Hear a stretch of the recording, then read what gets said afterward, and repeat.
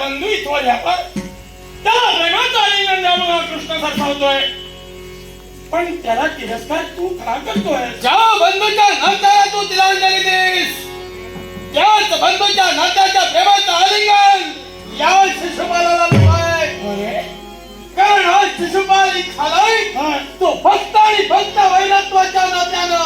शिशुपाल, या कृष्णाशी तू वय धरलास आणि या कृष्णाशी वय धरून तू इथं आलाय.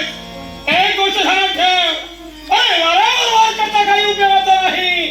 ज्या कृष्णाला तू वैरी समजतोय, आपला वय तर केव्हाच संपलाय. अरे काल वय धरू नये.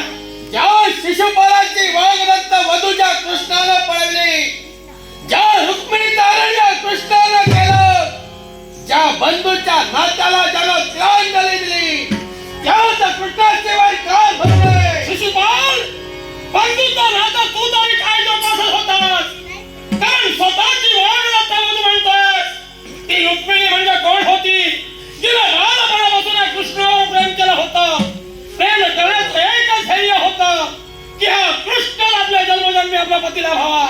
आणि हे सारं खरं असताना आमचा प्रेमाचा तिरस्कार करून केवळ मित्र प्रेमाच्या ओढीनं त्या रुक्मिणीच्या बंधूला रुक्माईनं तिच्याशी तुझं लग्न ठरवून दिलं.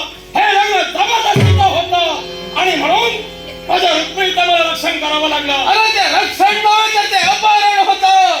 ज्या शिशुपालाची वाघदत्त वधू तू पळवलीस, तेच वैमनस्य सबलात भरून द्वारकेत जरी येतात मिळणार खालातला, तरी ते वैमनस्याद्वारे माझ्या मनात धडकत नाही. पण सांगत आज शिशुपाली चालाय तो मित्र प्रेमासाठी, त्या मगधेशासाठी. कारण ज्या जरासंधाच्या कन्याच्या तुझ्या मामाचा शेवट तू केलास आणि जरासंधाच्या कन्यांना वैधव्याच्या पंक्तीला बसवलास. अरे त्याच तत्वाचा घेऊन शिशुपाल आधी झालाय. मग हे